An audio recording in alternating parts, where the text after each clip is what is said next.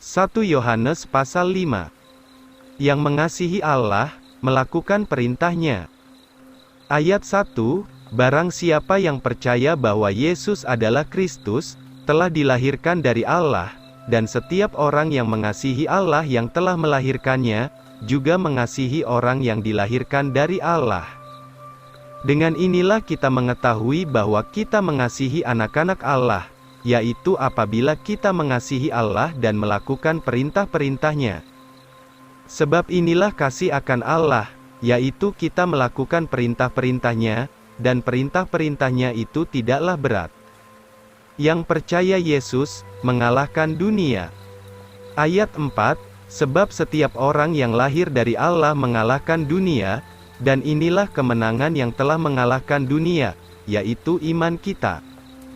Siapakah dia yang telah mengalahkan dunia ini, selain daripada orang yang percaya bahwa Yesus adalah Putra Allah? 3 kesaksian di surga dan di bumi. Ayat 6, inilah dia yang telah datang dengan air dan darah, yaitu Yesus Kristus, bukan hanya dengan air, tetapi dengan air dan darah, dan Roh itulah yang memberi kesaksian, sebab Roh itu adalah kebenaran. Sebab ada 3 yang memberi kesaksian di dalam surga, Bapa, Firman dan Roh Kudus, dan ketiganya menjadi satu. Dan ada 3 yang memberi kesaksian di bumi, roh, dan air dan darah, dan ketiganya ini menjadi satu. Jika kita menerima kesaksian manusia, maka kesaksian Allah itu lebih besar, karena inilah kesaksian Allah, bahwa Ia sudah bersaksi tentang Putranya. Dia yang percaya kepada Putra Allah, mempunyai saksi itu di dalam dirinya sendiri. Dia yang tidak percaya kepada Allah, menjadikan dia pendusta, sebab ia tidak percaya akan kesaksian yang sudah disaksikan Allah tentang Putranya. Mempunyai Putra Allah berarti mempunyai hidup kekal. Ayat 11, dan inilah kesaksian itu, bahwa Allah telah memberikan kepada kita hidup yang kekal, dan hidup itu ada di dalam Putranya.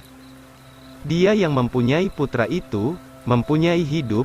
Barang siapa tidak mempunyai Putra Allah, ia tidak mempunyai hidup. Hal-hal ini sudah saya tuliskan kepada kamu yang percaya akan nama Putra Allah itu, supaya kamu tahu bahwa kamu mempunyai hidup kekal, dan supaya kamu dapat terus percaya akan nama Putra Allah itu. Permintaan yang sesuai dengan kehendaknya. Ayat 14, dan inilah keyakinan yang kita punyai di dalam Dia, yaitu jika kita meminta apa saja menurut kehendaknya, Ia mendengarkan kita. Dan jika kita mengetahui bahwa Ia mendengarkan apa saja yang kita minta, tahulah kita bahwa kita memperoleh permintaan-permintaan yang sudah kita mintakan kepadanya. Dosa maut.